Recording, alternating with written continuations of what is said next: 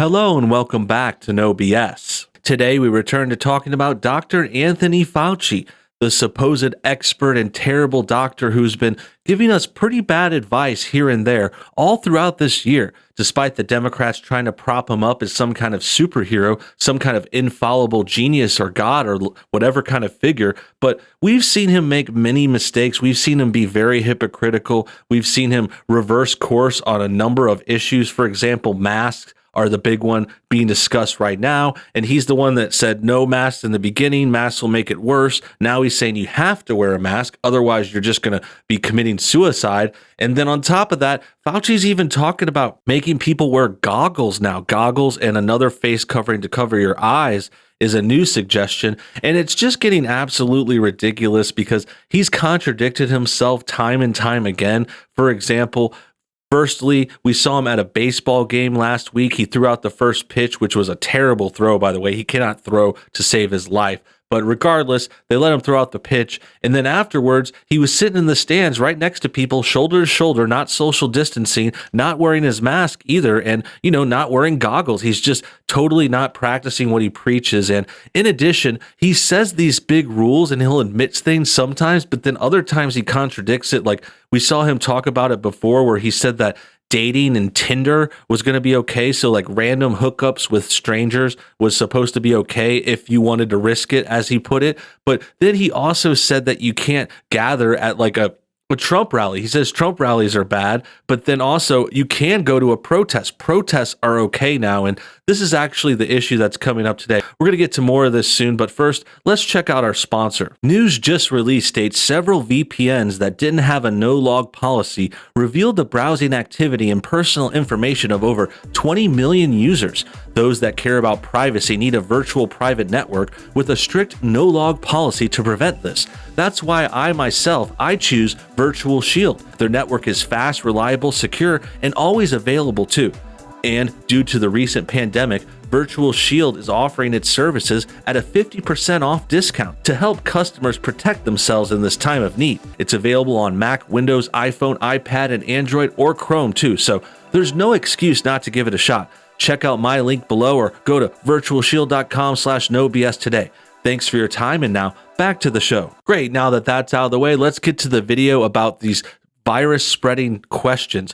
Recently, Dr. Fauci appeared in Congress and Representative Jim Jordan really grilled the guy, as this tweet says. He was talking about whether protests are increasing the spread of the virus, and it gets really good because it's just totally messed up and indefensible. Like basically, Fauci admits that going into a crowd could spread the virus, but he won't admit that the protests spread the virus. And it just goes to show his terrible bias and how much he is, yes, really, really left-wing, like really liberal-leaning and terribly on their side. And he's making this a political fair instead of sticking to the facts and being a scientist and a doctor, which is what he should be doing. So with all that said, let's check out the video. I recognize this for 5 minutes, Mr. Jordan.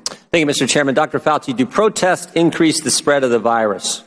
Do protests increase the spread of the virus? I think I can make a general statement. Well, 500,000 protesters on June 6th alone. Yeah. I'm just asking that number of people. Does it increase the spread of the virus?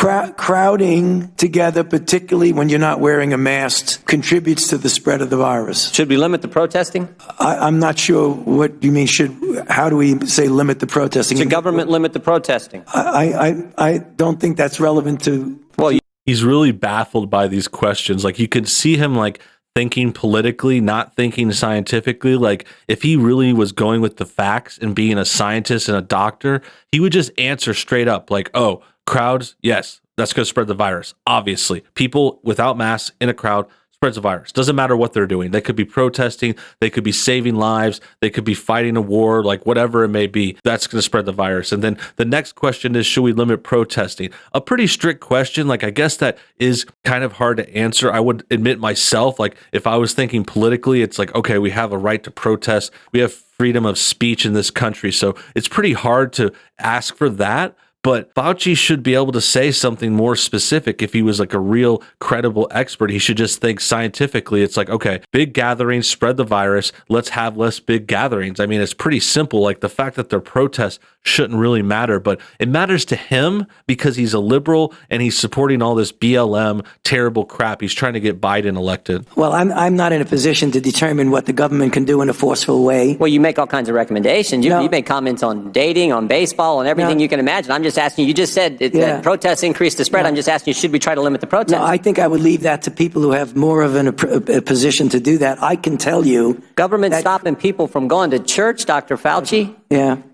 Yeah, this is a great point. So if you're going to limit other gatherings and other freedom of speech, like church, like other events, like they're saying you can't have Trump rallies, but you can have protests. Like he's just showing his bias and he can't even fathom it. He's like, oh, this is not my realm of expertise. And then Jordan calls him out pretty good. I got to give this guy credit. This Representative Jordan is sounding pretty legit today. He is a Republican, of course. He has been questionable in the past and people have questioned his getting donations from Google and stuff like that. But today he's on it. He's nailing it. He's going after Fauci. I love it. And yeah, Fauci is a bit baffled. He's getting burned and he knows it. And it's just like he can't go against a protest because he has that narrative to fulfill. He probably has like Democratic handlers and stuff giving him lines and ideas and talking points in the background. So he can't go against protests, even though he's spoken out against all these other things. Like the guy just mentioned, Jim just mentioned him talking about baseball. He talked about dating, as we talked about in our intro.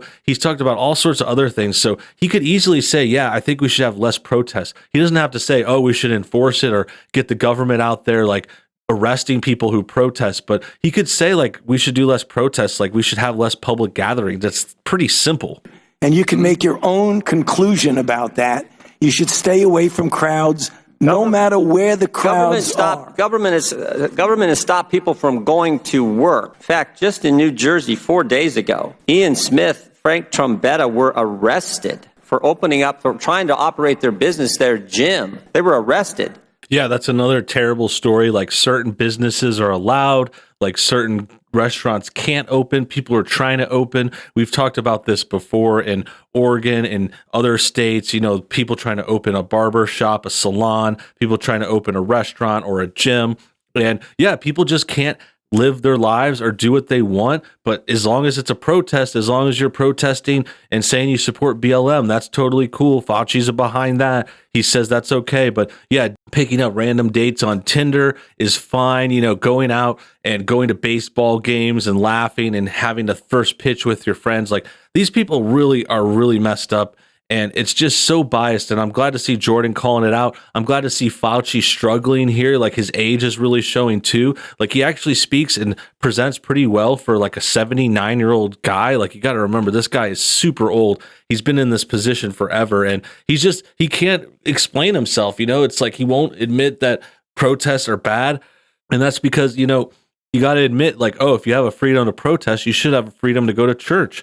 You should have a freedom to practice your religion or practice whatever you want. If you want to go to the park and have a baseball game with your friends, I mean, it's definitely ill-advised, especially without masks, especially without tests and making sure that everyone is safe. But it's also, you're right. And I think like that's what Jordan's bringing up here. He's bringing up the hypocrisy and the fact that the liberals, they want to lock down other things, but they're allowing this thing, you know, like they're allowing the protest. And it's just part of the political process and the political kind of strife that we're in today. It's been a crazy summer. It's been really hot, which also makes things more tense.